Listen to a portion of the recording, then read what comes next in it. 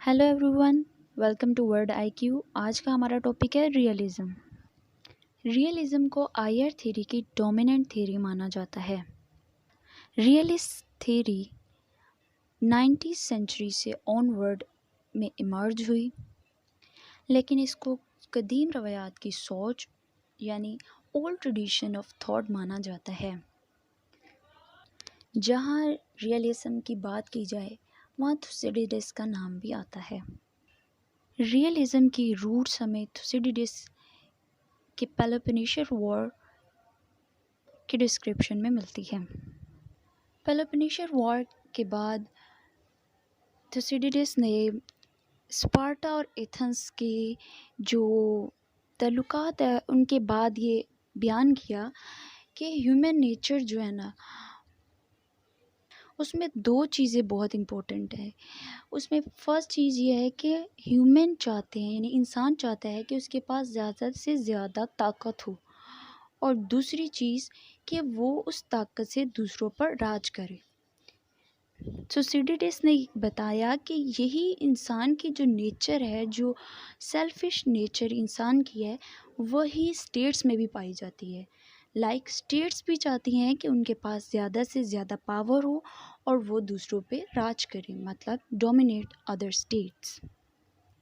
और इस चीज़ को बयान करते हुए इन्होंने एक और बात बताई कि the strong do what they have the power to do and the weak accept what they must accept. मतलब जो ताकतवर है, वो जो चाहे वो कर सकता है और वीक को एक्सेप्ट करना पड़ता है। दूसरा, निकोलो मैकियावेली, ये रियलिस्ट थिंकर कहलाए जाते हैं। इनका कहना है all obligations and treaties with other states have to be disregarded if the security of the community is under threat। मतलब अगर एक कम्युनिटी या स्टेट की सिक्योरिटी थ्रेट में है, मतलब अंडर थ्रेट है, तो अगर हमारे दूसरे स्टेट के साथ जिसके साथ हमारे सिक्योरिटी रिलेशंस ठीक नहीं है, उसके साथ कोई भी ट्रीटीज़ हैं, वो बेमानी माना जाएगी।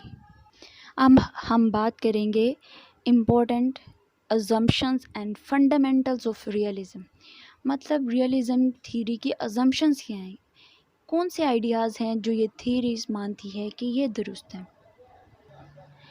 फर्स्ट, ये थ्योरी कहती है कि the states are the most important and rational unitary actors in international relations. मतलब जो स्टेट्स है वही सारी कुल कायनात है, वही इम्पोर्टेंट एक्टर्स है इंटरनेशनल रिलेशंस में। दूसरा, ये डोमेस्टिक एंड इंटरनेशनल पॉलिटिक्स को डिस्टिंग करते हैं। मतलब ये बताते हैं कि वर्ल्ड अनार्किक है। डोमेस्टिक पॉलिटिक्स में हम देखते हैं कि सेंट्रल गवर्नमेंट होती है जो कि सारे निज़ाम को कंट्रोल करती है, बट इंटरनेशनल पॉलिटिक्स में सेंट्रल गवर्नमेंट नहीं होती, जिसका मतलब है कि वर्ल्ड अनार्किक है।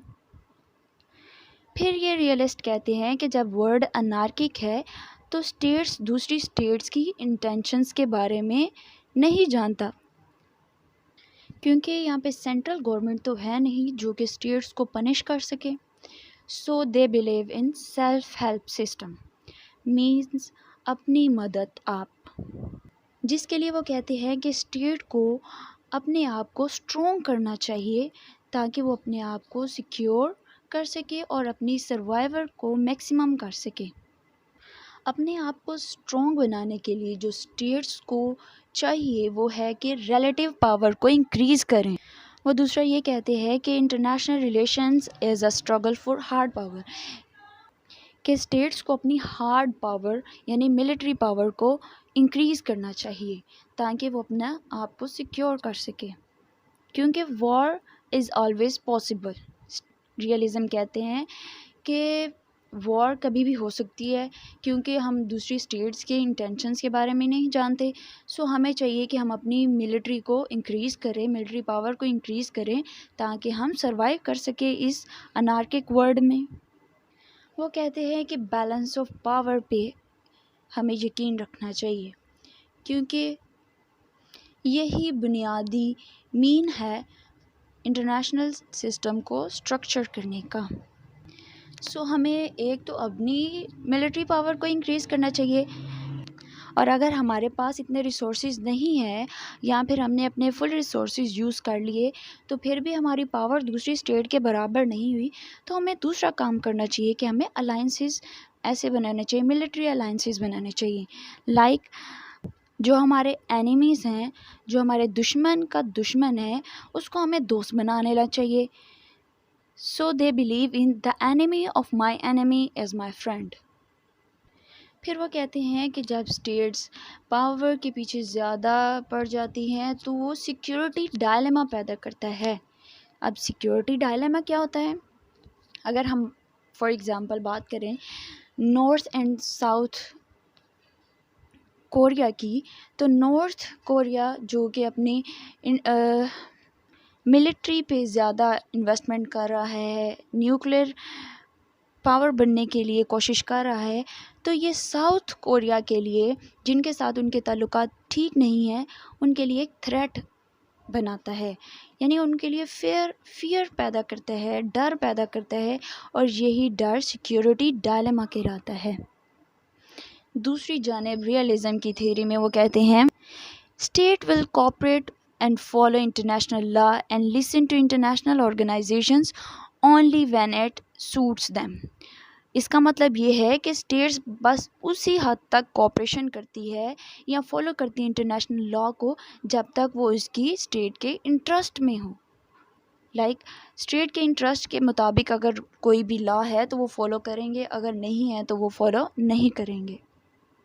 اور لاسٹ چیز وہ کہتے ہیں کہ جو انٹرنیشنل ریلیشنز ہے اسٹیٹ کا، وہ ایک زیرو سم گیم ہے. مینز اس میں اگر ایک جیتتا ہے تو دوسرا ہارتا ہے، اگر دوسرا جیتتا ہے تو پہلا ہارتا ہے. Means if I win you lose and if you win I lose. اور یہ کہتے ہیں کہ جو انٹرنیشنل ریلیشنز کی نیچر ہے یہ ایسے ہی رہتی ہے، ان چینجنگ ہے. بار بار یہ ریپیٹ ہوتا ہے کہ ایک پاور آتی ہے، دوسری پاور اس کو کنٹین کرنے کے لیے زیادہ پاورفل بنتی ہے ملٹری طور پہ، اور یہ سب چلتا رہتا ہے اور وارز ہوتی رہتی ہیں. اب اس کی سب تھیریز کیا ہیں وہ ہم نیکسٹ ویڈیوز میں جانیں گے. ابھی کے لیے اتنا ہی. Stay tuned with us.